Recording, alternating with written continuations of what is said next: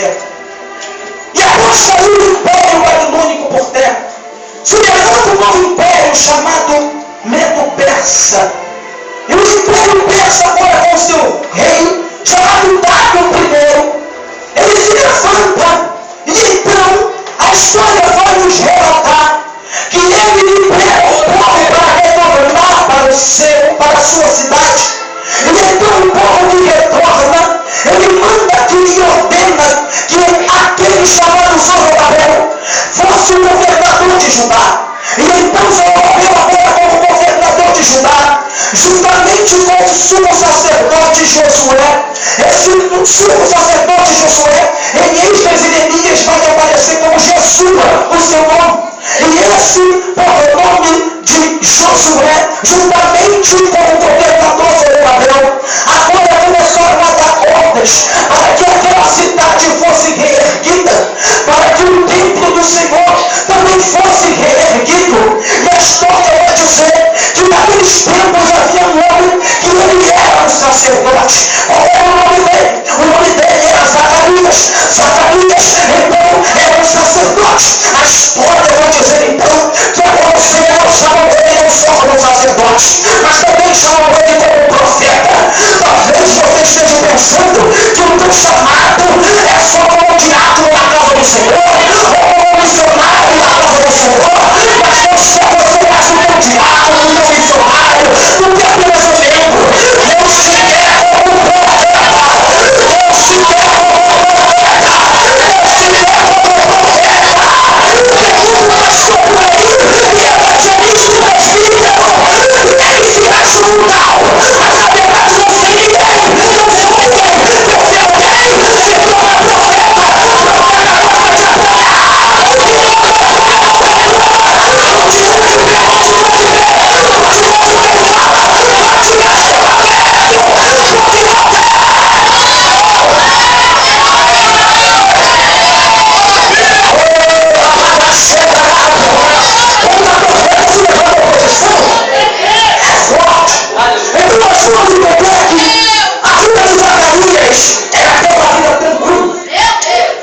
Sacerdote, e vou viver como um sacerdote, mas sendo que agora Deus chamou ele como profeta, e a história de Zacarias ela muda.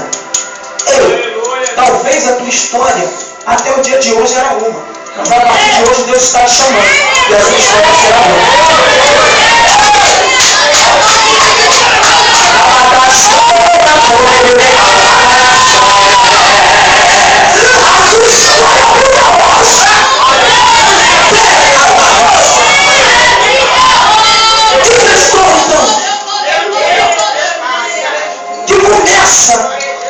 A reconstrução do templo do Senhor.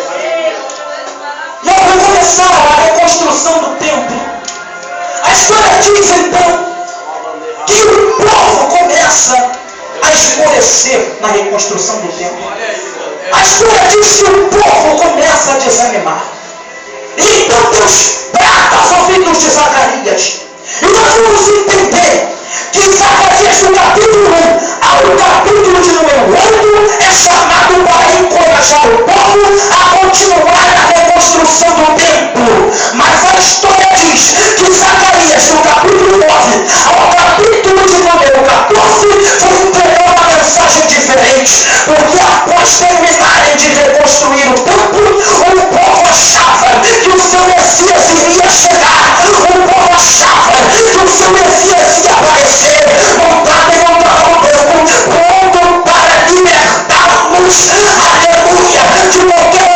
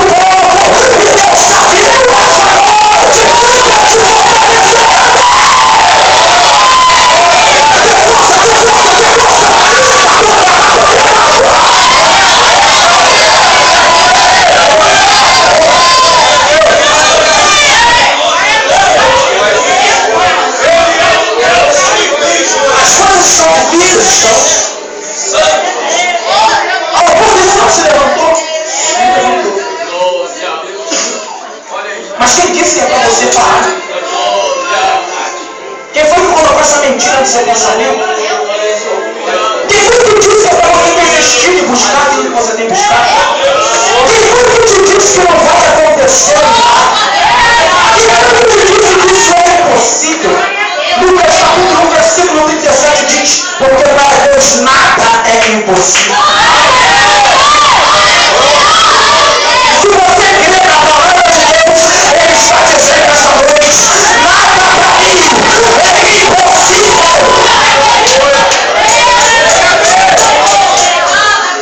Zacarias então vai chamar. E ele começa a profetizar para aquele povo. Para que aquele povo não desistisse, para que aquele povo não parasse, para que aquele povo entendesse que não era na hora que eles queriam, mas era na hora que Deus queria. Então nós vamos ver que Zacarias recebe uma série de visões proféticas. E no capítulo de número 3, Deus mostra para Zacarias algo tremendo, algo sublime, algo sobrenatural. Deus mostra para Zacarias agora que Josué, o sumo sacerdote, estava trajado de umas vestes sujas. E Satanás estava se opondo a ele. E logo para entender e para ver que Satanás ele é terrível. Que Satanás ele é algo assustador. Satanás ele vem querendo nos assustar. Satanás ele vem querendo nos derrubar. Satanás ele vem querendo nos parar. E você vai entender que Satanás no hebraico significa agir como um adversário. E ele age realmente como um adversário. E ele tem um objetivo contra a nossa vida, que é matar, roubar e destruir.